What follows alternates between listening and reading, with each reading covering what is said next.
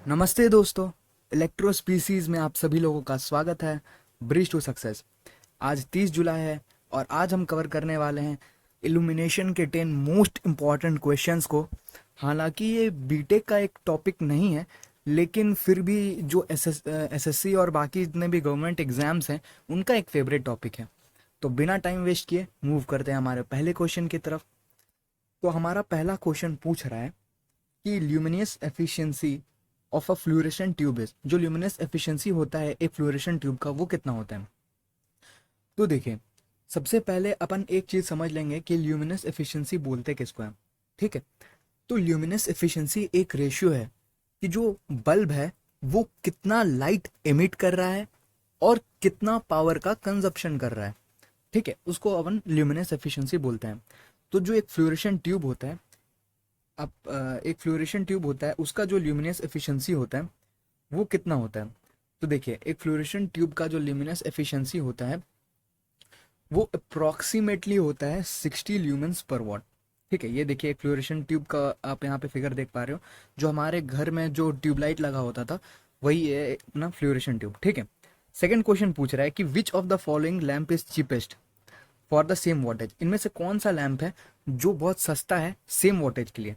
तो देखिए, जो जीएलएस लैंप होता है हमारा वो बहुत सस्ता होता है सेम वोल्टेज के लिए। ठीक है, ये देखिए, ये एक जीएलएस लैंप का आप फिगर देख पा रहे हो यहाँ पे। इसको ही अपन इनकैंडेसेंट लैंप भी बोलते थे। ठीक है, जो हमारे घरों में एक पहले लगा होता था इनकैंडेसेंट लैंप। तो इन चारों में से जो जीएलएस लैंप है वो सेम वोल्टेज के लिए बहुत सस्ता होता है। ठीक है, थर्ड नंबर क्वेश्चन की तरफ अगर बढ़ते हैं कि illumination of 1 lumen per square metre is called. जो इल्यूमिनेशन होता है 1 ल्यूमेन पर स्क्वायर मीटर में, उसको हम लोग क्या बोलते हैं। तो देखिए, उसको हम लोग फ्लक्स बोलते हैं। ठीक है, ये क्वेश्चंस हैं दोस्तों जो बार बार रिपीटेड हैं, आप उनको प्लीज से याद कर ले। इनमें ज़्यादा कॉन्सेप्ट्स अप्लाई होते नहीं हैं, तो आप इनको ध्यान में जरूर रखिएगा। फोर्थ नंबर क्वेश्चन की तरफ अगर बढ़ते हैं कि the function of a capacitor across the supply to the fluorescent tube is primarily to. देखिए, जो कैपेसिटर होता है उसका जनरली एक ही मेन फंक्शन होता है कि वो पावर फैक्टर को इम्प्रूव करें। तो अपन ऑप्शन में देख पा रहे हैं कि सी नंबर पे वो दिया हुआ है। ठीक है, अगर फिफ्थ नंबर क्वेश्चन की तरफ बढ़ा जाए तो फिफ्थ नंबर क्वेश्चन पूछ रहा है कि most affected parameter of a filament lamp due to voltage changes. देखिए, जब वोल्टेज चेंज होता है तो इनमें से कौन सा पैरामीटर है जो बहुत ज़्यादा अफेक्टेड होता है।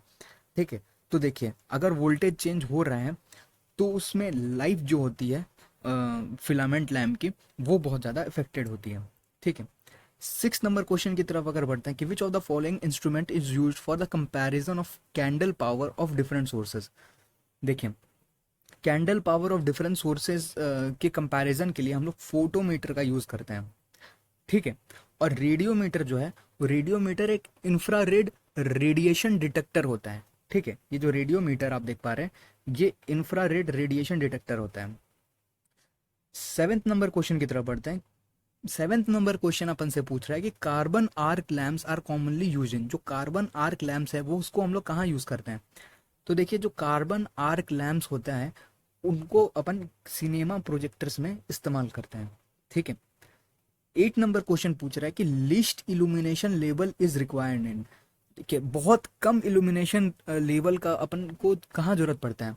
देखिए, जो स्किल्ड बेंच वर्क है, ठीक है, ड्राइंग ऑफिसेस है और फाइन मशीन वर्क है, यहाँ पे बहुत ज़्यादा इल्यूमिनेशन, बहुत अच्छी खासी रोशनी की अपन को जरूरत पड़ती है।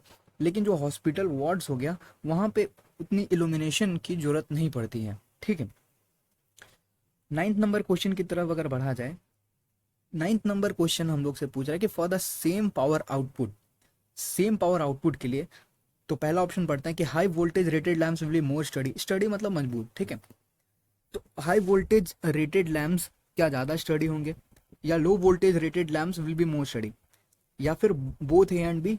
और फोर्थ नंबर ऑप्शन है नॉन नॉन। देखिए, बोथ ए एंड बी तो ऑप्शन में हो नहीं सकता, इनमें से ए एंड बी में से कोई एक ही हो सकता है।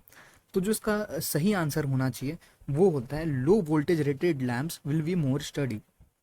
ठीक है, टेंथ नंबर क्वेश्चन की तरफ अगर बढ़े, filament lamps operates normally at a power factor of. जो फिलामेंट लैम्प्स होता है वो ऑपरेट करता है एक कौन से पावर फैक्टर पे।